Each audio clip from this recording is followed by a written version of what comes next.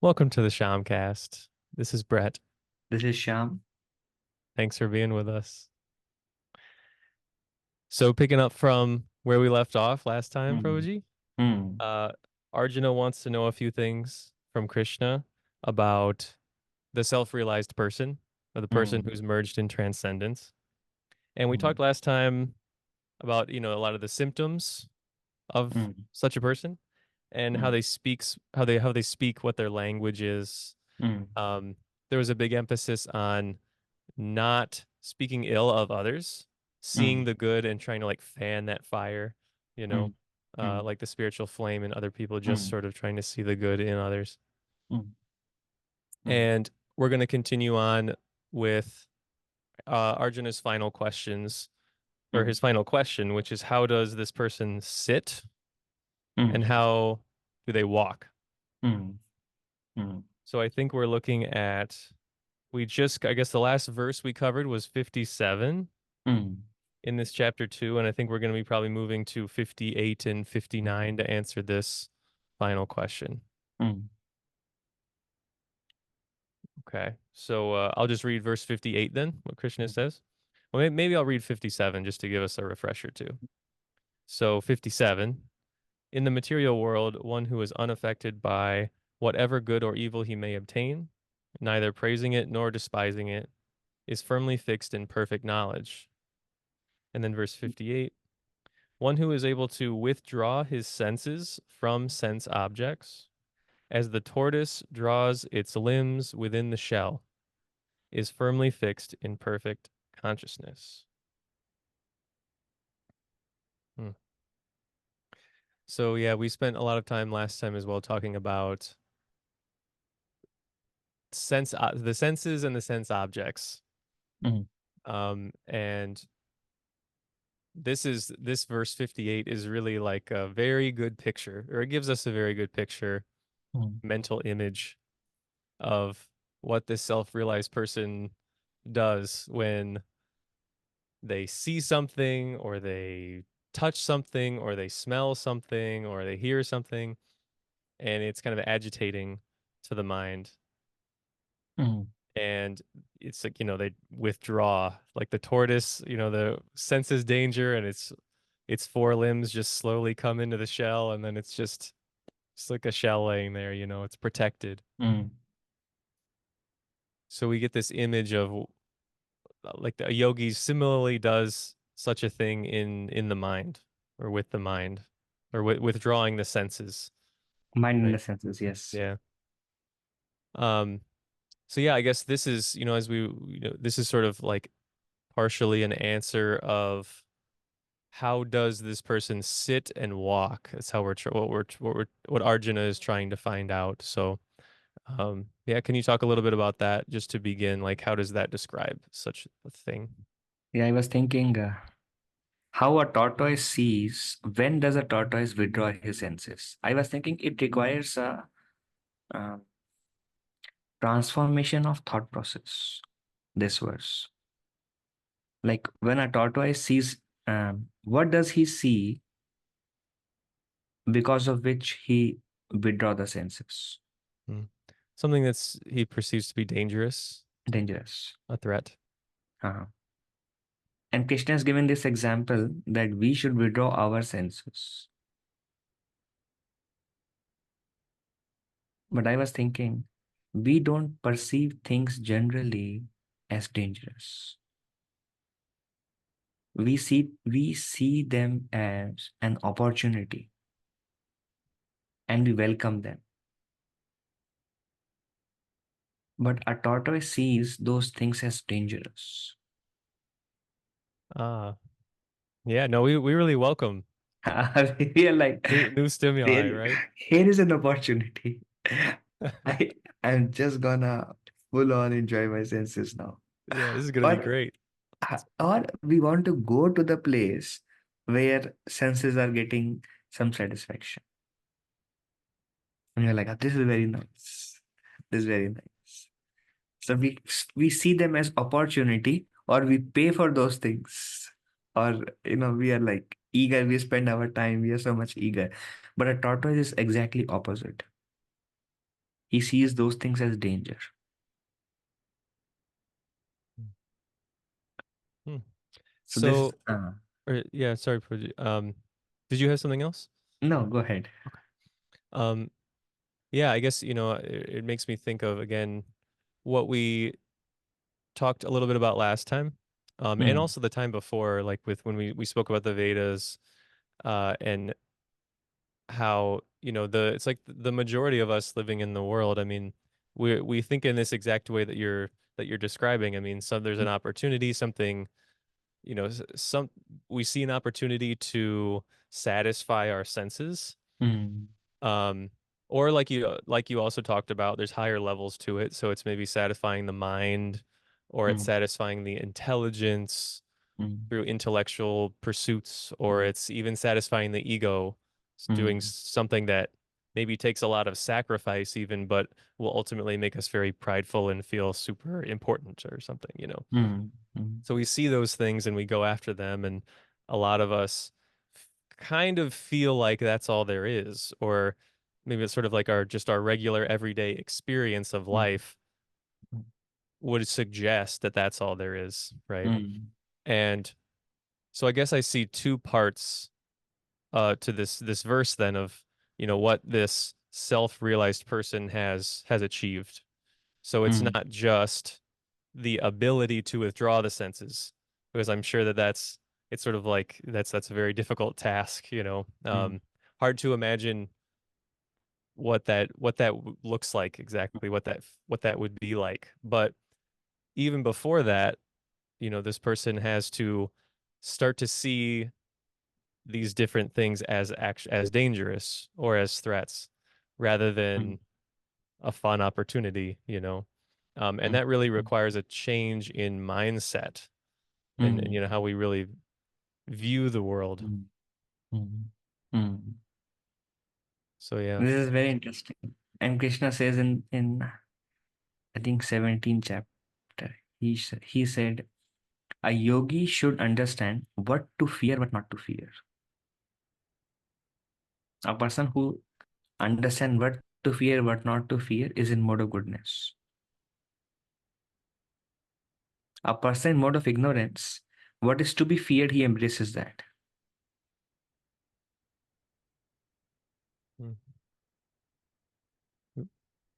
Sorry, you're asking a person in mode of A person in ignorance, mode of mode goodness, of goodness.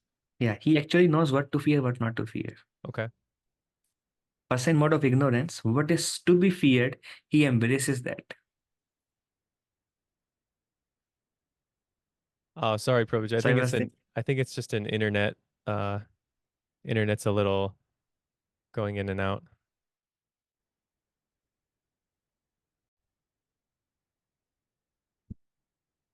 Okay, so we're back. I yeah.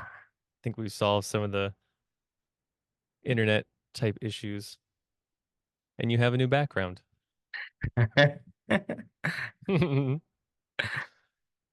Okay, so maybe we'll just back up a little bit. I know you were talking about the modes of nature, I believe, um, Fuji. like what is to be feared, what is not to be feared. Yeah. So a yogi, for him, the opportunity to engage the senses is a great fear. Hmm. A yogi becomes very much afraid and he's like, oh, I need to be careful. He sees them as dangers. Naturally, when somebody sees those opportunities as dangers, he want to withdraw naturally. Just like something comes on our face and we just cover like face like this or like this. It's a natural, it's a natural instinct to protect the senses or to withdraw the senses. Hmm. And you were mentioning as well, like a person who's in mode of ignorance more, or mode of passion.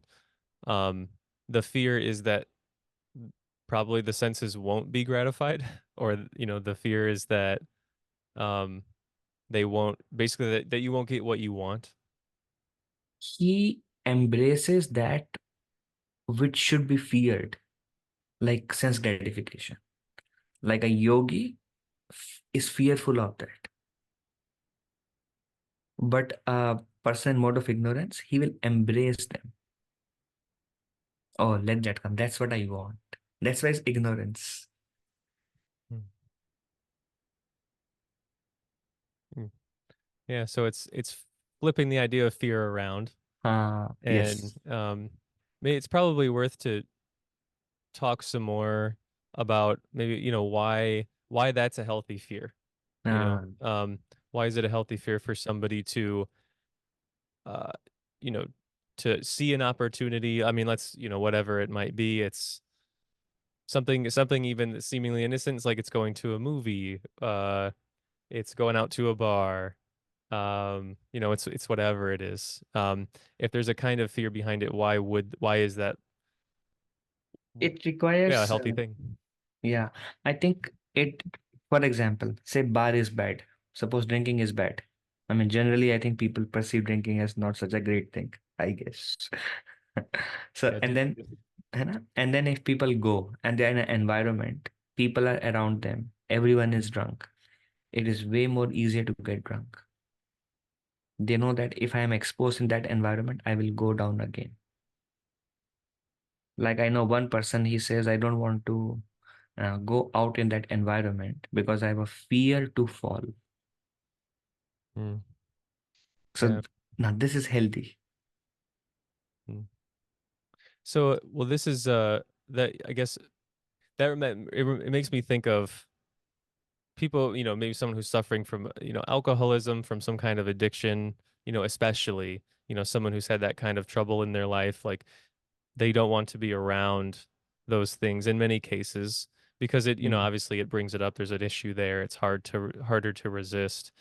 Um, I mean, just, I guess, questioning I guess I'm posing these questions because I feel like this is sort of like, this is what a Western audience is going to say, basically, right? Mm. So like, okay, well, let's get to like what exactly is wrong with satisfying senses, with gratifying senses, with going after those things. So, it's like, what if it's somebody who, they don't really have like a problem with drinking, more or less. It's like there's no addiction there or something. What is the what is the issue in that case? It's someone who doesn't feel like they have an issue with it. They do it occasionally, maybe sometimes to excess, whatever, but it's not like that kind of an issue. Well, Prabhu, my understanding is as one start making progress, the progress he is making, Hmm. and then he doesn't want to compromise on what he's gaining, and he knows what will take that away from him. So he's afraid of losing what he has got Hmm. because it's so valuable to a spiritualist, his spiritual journey, his experience, his satisfaction. So then he has fear of losing that. And for that, he is okay to give up those things which he knows is going to take away from him what he has got with lot of difficulty.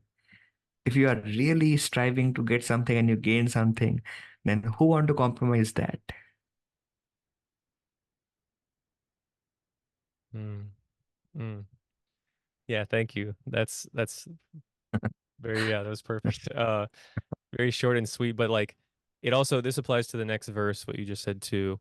Uh, Um, but yeah, it's like we've talked about this idea of the higher taste mm, that comes with mm, spiritual life, with spiritual practice. mm, And at least in my own case, I guess kind of hand in hand with that has also come more of a sensitivity to things. mm, I sort of feel things a little bit, maybe more strongly. mm, And especially like, times when, say, I would go out drinking or something. mm, I would feel the negative effects of that more strongly the next day, mm, you know? mm, mm, Um, and so to your point, like there came a time when I just thought, like, I like the positive aspects of the meditation, the spiritual practice, more than the positive aspects of, for example, drinking alcohol. mm, Um, and then additionally, I don't like the negative effects even more. And mm, I'm noticing them more. They're more pronounced. mm. And so it's sort of like both sides, it sort of mm, cohere to, mm, lead you just essentially just from, some habits into other habits. You just kind of more, it's a natural process, right? mm, Whatever it is, it could be certain things that you eat. It could be the mm, time you get up in the morning or the time you go to bed. You just sort of start to form new habits. You sort of shed mm, old habits, and the goal becomes more towards the spiritual practice and mm, what you're getting out of that. mm. So one point in addition, it's not that we don't do any sense gratification. Like it is said, to live, we need sense gratification. To live, we need sense gratification. For example, we need to eat to survive. Going out on a beach, going out to a park, it's their senses are very pleased, body is very pleased, mind is very pacified, and they are not like non-conducive. So sense gratification is needed. But there are certain things which are detrimental. And a yogi, as he practices yoga, like the spiritual practice, he sees more, like as you said, more clearly the mal effects of those. And so he developed greater and greater fear with time. Mm. Another angle, the senses cannot be trusted. If we expose ourselves to a particular environment, we know that we will fall to it. Mm. We cannot be like one of my senior. He said it is impossible to not become um, not given to one's environment. We know our weak points. If I'm exposed to my weak points, something wrong will happen. So let me not expose to my weak points. So there is a fear. So we cannot trust our senses. Uh, yeah, well, I'm really glad you mentioned both of those points because I mean I should definitely say as well, it's like I am still pretty much just gratifying senses all day long, for the most part. I mean it's such an inherent thing that it's just, it's like it's what you do, right? Yeah. And like you said, to we have to do it to a large extent. You have to eat. You like going outside and being nice places. Maybe it's sort of like the type, like the Mm, way that you gratify senses that mm, changes, and mm, also maybe like the intensity or the severity of it. Um, you don't need you sort of maybe like an example of intoxication, again, like whether mm, it's alcohol or whatever it is, mm, um, maybe you just feel like you don't need that as much, or you don't want the effects as much. mm, Um, you don't need to drink as much. You don't, whatever it might be, like you just don't feel that anymore, right? It's like, well, I kind of just have something that I like doing better, and there's no, really not doesn't have the negative side effects, and so it's you just sort of naturally like, okay, I'll just maybe do that less, mm, right? mm, Um, so yeah, I think that's a good thing to point out though. Still, it's like, yeah, we're still kind of doing that all day long in mm, in a way, right? But it's still mm, it changes. mm. The mentality that you have behind it changes. One story, quick story. I don't know how people take it, but I will mention nonetheless. A person in renounced order, a yogi, he was doing his uh, spiritual practices in the forest. And then he heard some sounds, which usually a woman wears some kind of anklets on their feet. So it was an anklet sound. So what he did is he got up from there, ran away to some other forest. And why he did that is because he was not sure how my mind will perceive that. Or I may have some attraction, I may like it, and my mind may change, my body may change. So he was not sure how my senses will perceive. So he has a fear. Mm. So in order to protect what he is experiencing, he ran away. Yeah. And I mean, I mean, just to be honest, right? Like the sex impulse is the strongest one of Uh, all of them. And this is talked uh, about a lot in spiritual literatures as well, right? It's just yes. kind of that is what it is, right? Yes. So if you're really trying to withdraw the senses, and that's the area where you tend to be the most careful. Um, Stay away. yeah. I was thinking of an example too, that I think a lot of people could probably relate to, like if you ever like just find yourself using a particular app way too much, or like you're on social media a lot, or you're on YouTube a lot on your phone or something. An example of removing yourself from the situation so that you just don't do it, right? Is you just Mm, delete the app off the mm, phone. And I've mm, talked to a lot of people who have done that, whether it's mm, a spiritual context or not, really. At a certain point, mm, if you're on Instagram or TikTok for 5 hours a day, you sort of at some mm, point go, okay, I think I should mm, mm, stop doing this. You start to notice the anxiety and all the lethargy and different things that result from doing that. mm. And so, it's like, well, how do you avoid that? Because you sort of have this instinct, right? I can't fully trust myself, right? I can't Ah, trust, like, I'm just got gonna do it. If it's there, I'm just gonna do it. It's the nature of addiction, and we're all addicted to a variety of things in a variety of levels. So you just get rid of it, right? Or you just Mm, remove the possibility, mm, and it's like, there you go. Okay, I don't have mm, YouTube on my phone anymore. mm, Something mm. I personally should probably do. It's gone, so I can't do it anymore. And so that's, I think it's, what you're talking about. I mean, what we're talking about is that to greater levels, right? As a Mm, person goes along in their spiritual practice, it becomes more important. They get a greater and greater taste for it.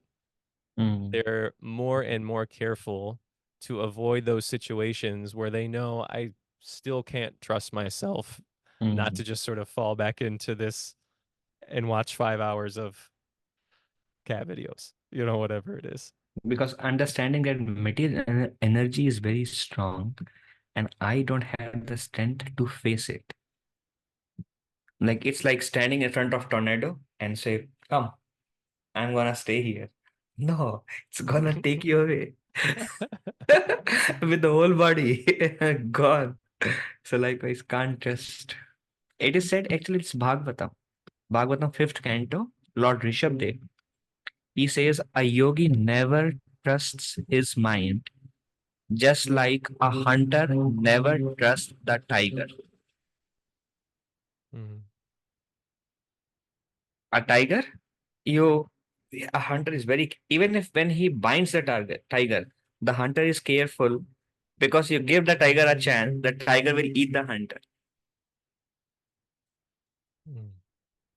Yeah, in Bhagavad Gita at a later point as well, Krishna says, the mind can be the worst of enemies or it can be the best of friends, Uh, right? And it's sort of up to us, our decisions, how that comes about. But um, maybe what we're describing, the attitude of like, I'm just gonna go kind of get what I want. I'm gonna try to find as much pleasure as possible.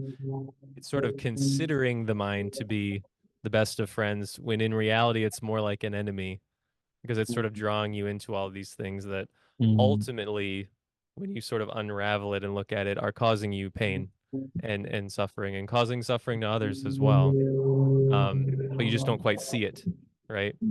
Um, and so yeah, I guess the more you get into it, the more you sort of notice that, and realize that the mind is controlling the intelligence.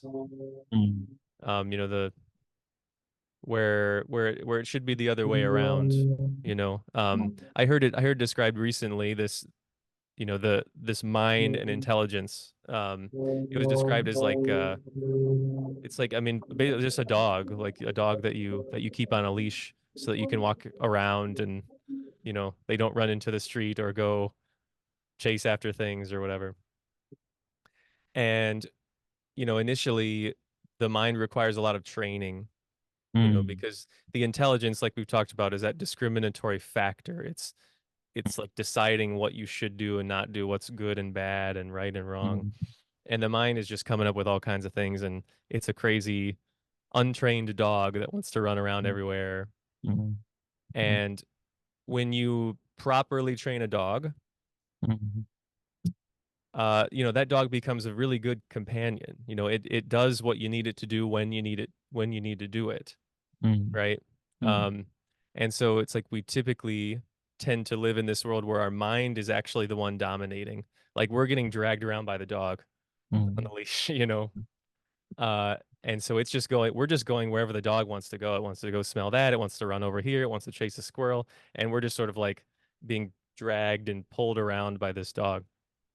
Mhm. Um, when in, reality, it should be like, we're in control. We're walking along this Mhm. path.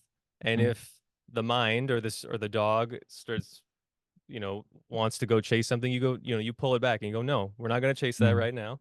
Mhm. Um, we're not going to chase that thing. I know that's a nice thing, but we're doing something. And when we get back, we're going to have a nice treat. You give the mind, uh, you still reward yourself, your body, your mind, right, with things, but you do Mhm. it sort of at an appropriate time Mhm. where that intelligence is the one that's still in control. Mhm. Mhm. Wonderful, Prabhu. And one thing I remembered when you were saying this example, um,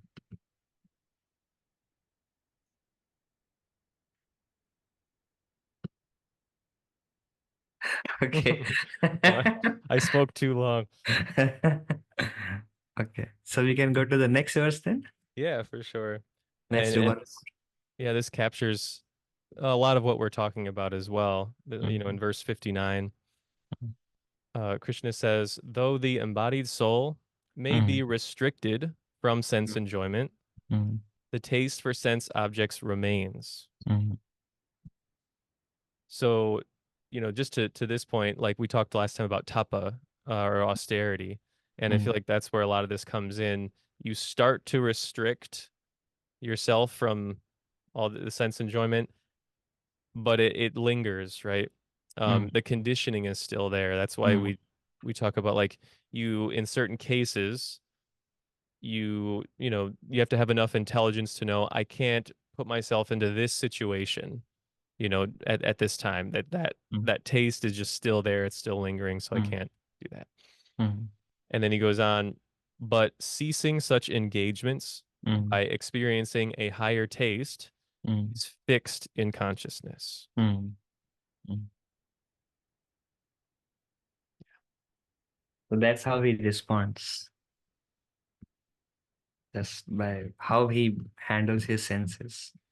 I think we covered this, um, because a yogi is very much attached to that experience he is getting from the practice of spiritual life, from his own spiritual practices. He knows what is detrimental for that. He doesn't want to lose it. Mhm. And so going to Arjuna's questions, then how does this person sit and Ah, walk? I mm, suppose at least part of the answer is not distractedly, and with purpose and intention. mm, So I mean, sitting still and mm, not being mm, drawn to, mm, move and fidget and get up and go look at that thing, mm. um and likewise with walking, I guess. But what else would you say, Prabhuji? So walking part is covered in verse. Um, I'll double check. Um, this is more of a sitting part, means the higher taste, the example of tortoise. Sit, how does he sit means how does he restrain his senses? That's what how does he sit means. And the walking part is covered from verse number 64 to 71. Okay. So 60 to 64 is more speaking on this concept of senses and why the attachment is there, how does the attachment develops. So more analysis of that. Hmm. Would you want to touch on like verse 62 and 63? Yeah, we can do that. Okay. Yeah, That's that can be the where, last verse we do today. sure. Yeah. So yeah, this is I've always liked these verses a lot. I like, Krishna does this a few times in Bhagavad Gita where he gives a sort of progression. Mm, Um And in this chapter 2, this is sort of a progression of from the point of like contemplating Mm. some sense object all the way up to it's like the end result. And it's the explanation of why a yogi has fear of these things, like a healthy fear. Mm. Um, so anyway, I'll start verse 62. Yeah. While contemplating the objects of the senses, a person develops attachment for them, Mm. and from such attachment, lust develops. And from lust, anger arises. So we begin just thinking about something that seems very pleasurable that we want, and then the attachment forms. I'd really like that.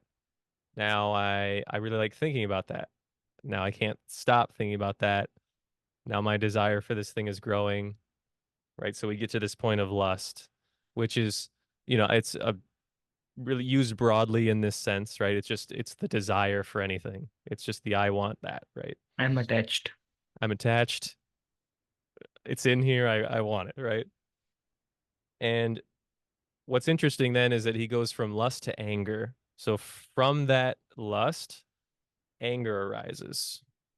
Can you talk about that, Puji, that connection between Mm. lust and anger? The cause of anger is unfulfilled desires. It really depends upon how strong the desire is. And that depends upon how much we are contemplating on it. If it is very strong and we are contemplating, then anger will be for sure there. But for yogis, attachment is there, liking is there from previous impressions, as you said, conditioning, like for yogis, for practicing spiritualists. So they see something, or they taste something, or they hear something, whatever, they touch something, and there is some kind of liking. Yeah, it's nice. I like it. But then comes a real test of one's sincerity. Then, if he tries to contemplate more and more, the attachment will grow. But if he understands, oh, this is not good for me, and if he has fear, then he tries to engage the mind somewhere else. And he purposefully try to, and somewhere else for devotees, it's Krishna.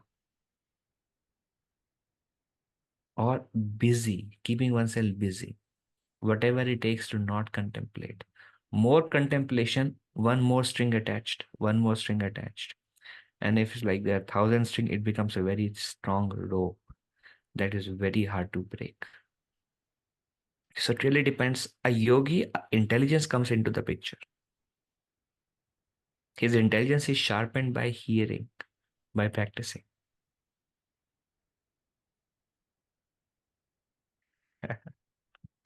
But a yogi generally don't become angry because although contemplation is there, his or her contemplation is not so strong to make them angry.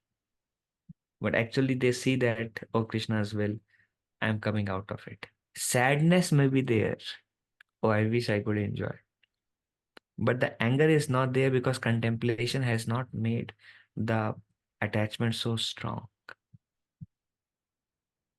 But those who are just going into it, and there is a horde of desire, I want to get it no matter how, why, when, whatever it takes, I want to get it. When it's like such a strong attachment, there anything flips opposite side, immediately there is anger.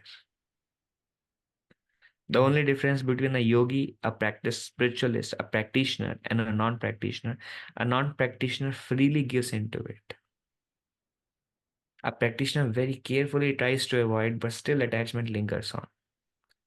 But his sincerity is he's trying to not think in that direction, and he keeps on engaging in a positive direction. Contemplation on Krishna. Like it is said, he tries to like busy with serving Krishna, remembering the lotus feet of Krishna, or chanting the name of Krishna and praying, Krishna, please help me come out of this. So he's endeavoring and showing his sincerity. And then Krishna helps. What do you think? Mm.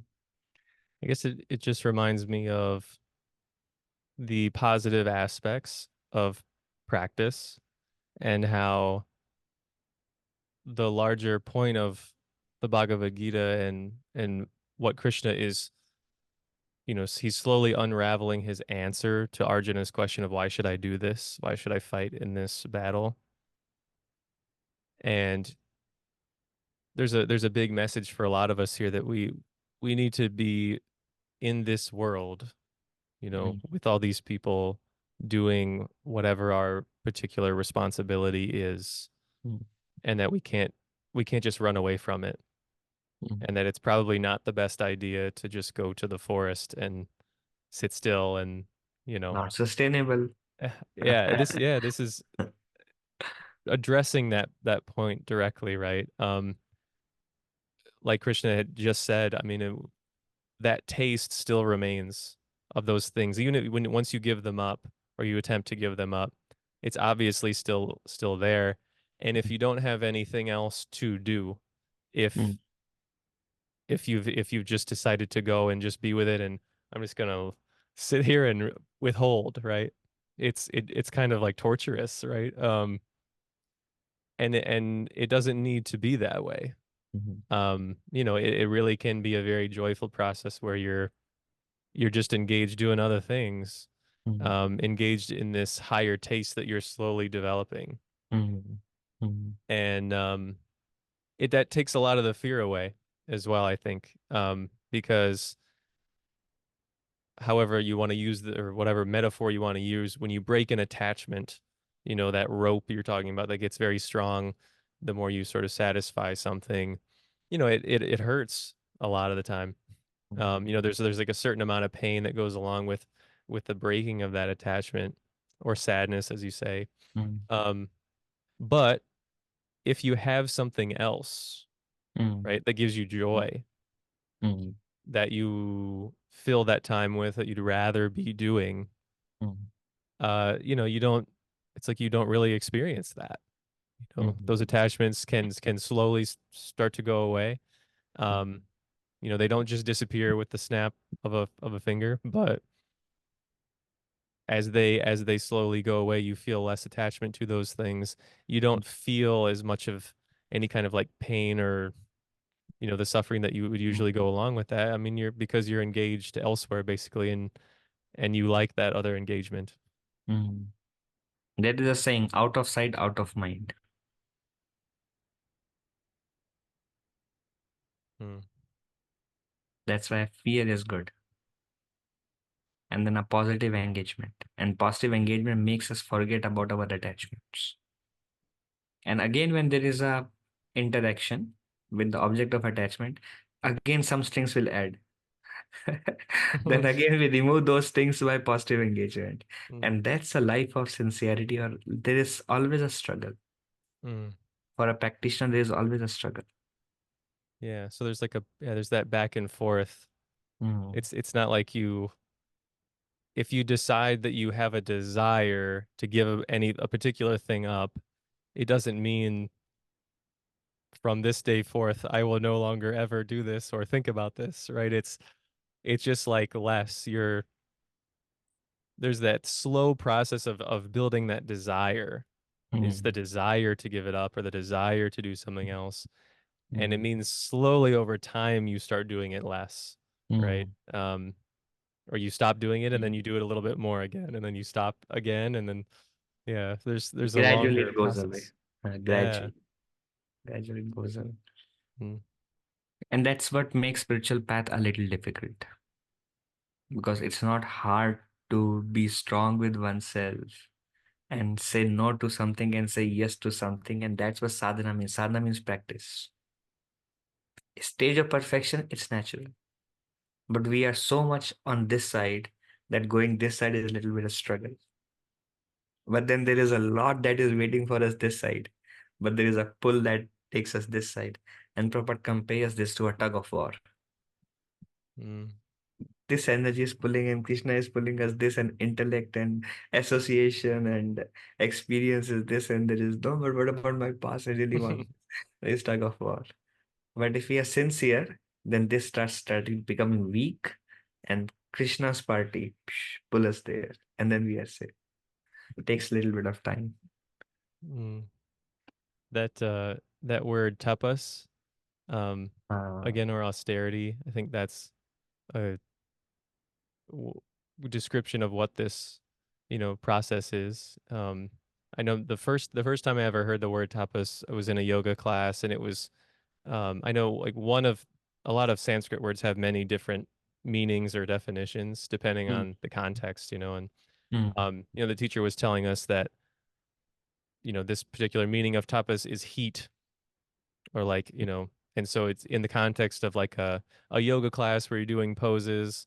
um you get to a certain point where you really start building internal heat, mm, and so that work is really starting, and that was being described as tapas. And um yeah, I guess it's sort of like how it is, right? I know a lot of times you do hear a spiritual process be described as like fire. mm, um like you're the longer you withhold mm, from, those objects of desire, as one example, it's like the more that fire is going to build up, the more it kind of feels like it's burning, you know. mm, And yeah, it's not like you have to expect perfection, but sort of like the more you can withhold, right, the stronger that fire will be, but the more of that attachment will get burned off. mm. Yes. So example, Krishna gave some similar line like a fire. Krishna says when we give in to those objects, the fire builds up. Mm, He says it's like putting fuel into the fire, mm. So and this it can is never be like an satisfied. yeah, like an opposite kind of fire, or like a Stronger attachment now. yeah, More yeah, we give stronger in, attachment. little bit more, little bit more. But the more we go away, in the beginning there is a lot of separation, Mm, and then it begins to dwindle, dwindle, dwindle. And after a few months, we'll be like, okay, now I'm completely peaceful without it also. But in the beginning, because of the strong attachment, there is a lot of struggle. But the reason that attachment is there because so many times it has been fueled, fueled, fueled, and now so hard to get out of that. And this material world is like a sticky pad. Just mind gets stuck to everything it goes through, and a little bit painful. Like sometimes, I mean, it's not a very good example, but it's like, those rat uh, to catch rat in Walmart, they sell those sticky notes, sticky pads. They're highly sticky. So mhm, the rat cannot actually come out. The skin peels off actually. So this material world is like this. The attachments is like this. And we are like, you know, like wandering souls. And oh, this is not this. Ah, it's really good. And then when we try to go off, oh Krishna, this is so difficult. Then the moment we try to go like this, no, no, better to stay here. And that is how a common people have fear of letting go of this because of the pain they're going to experience by letting go of this. So they want to remain stick to the bed. mm. Makes spiritual Wow. life little hard. Yeah. But those who can actually go this way, in the beginning, it's like a magnet. The closer it is, stronger is the force. But the longer you go, attraction is not so much. And then now you are again wandering soul, like you are free soul. But then don't stick to the pad again. Stick to Krishna's pad now. Mm, One has to be careful. That's why fear is there. mm. And I think it really points out how you can forget, like you can get stuck somewhere, and then you can forget what it's like to be free, and then Ah. you can start to prefer being stuck over being free. That's what makes life hard. And we, as I mean, we since our childhood or since our so many lives, we are stuck to the pad almost all the time. And that's why to come out, it kind of, it's a struggle, just like for the rat to come out of a sticky bed. Oh, it's very hard. So that is our situation. Stuck to this world. Yeah. But yeah, I guess you could see how the anger arises then, right? Like you could see why you get angry. You can't get off of this pad, you know? And yeah, I mean but that I mean that is it though, right? It's like I mean, resulting from that desire comes anger. That's what Yeah. he's saying. Like inevitably, even Yes. if you get what you want, like time and time and time again, every day you just get exactly what you want. Yeah. You just get more and more used to it so that the one time you don't get it, then you're even more angry, Mm. right? Because you're so used to getting it. And now think about it. When a rat is stuck, he doesn't want to go off Hmm. because he knows it's gonna pain a lot. But is he happy while being stuck? That is the nature of this world. He's stuck to the pad. He doesn't want to go off. He's not happy being stuck also. Wow. What a wonderful creation, bro. Yeah, That's it actually is our, it is funny, right? It is weird. yeah, that is the situation.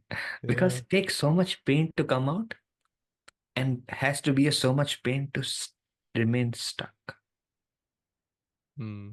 And that's why Krishna says from that contact of senses and subjects, Krishna says, Dukkha idana evate. Misery, that's the source of misery. Mis- Source of misery is attachment. And there is misery to come out of that attachment, and there is misery to remain in that attachment.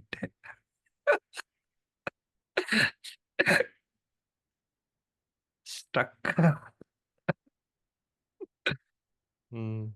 But the relief is good association, Bhagavad Gita, holy name. These are the powerful tools to stick there. And then this pain is not so much because we are getting a higher taste. Hmm. Yeah, it's I guess trying to use this analogy of there's a rat stuck on this pad, right? Like you take to spiritual practice, you Uh, meet some devotees, you start doing kirtan, uh, whatever it is. It's sort of like you're slowly being removed from the pad, uh, but uh, you're being distracted from being removed by the pad by some very yeah, nice things. So, you're singing, yeah, here's some food, whatever it is, like yeah, so you're not experiencing like all, the pain that would go along with it and all those things, right? yeah. So harshly, right? It's like Mm, you're mm, I'm over here engaged in these different activities. It's very nice. mm, And sort of all the while, I don't even really have to pay attention to it. mm. All of these attachments are slowly getting, worn away. See, without a spiritual attachment, it's almost impossible to for the rat to get removed from the pad without peeling off his skin. So he just never gonna do this. But spiritual life is putting some oil. The moment you put some oil onto the pad, the oil becomes slippery. Then the rat can go off actually. Mm. But that spiritual life is like just makes it less sticky now. And then he starts experiencing this. And then he starts becoming attached. That is the only way, actually. A positive engagement. Otherwise, like stuck, actually. Mm. Maybe we'll call this episode "We're All Rats Stuck on a Sticky Pad." Lessons from the rat and the pad. Life lesson number 7, whatever what lesson we're on. So, should we end here? Sure, Proji, yeah. I think maybe next time we can finish. I know you mentioned like just to, we'll put the bow on the answer to Arjuna's question with some of the later verses in this chapter. Yeah. So, And then go to walk. How does a self-realized soul walk? mhm. Very nice.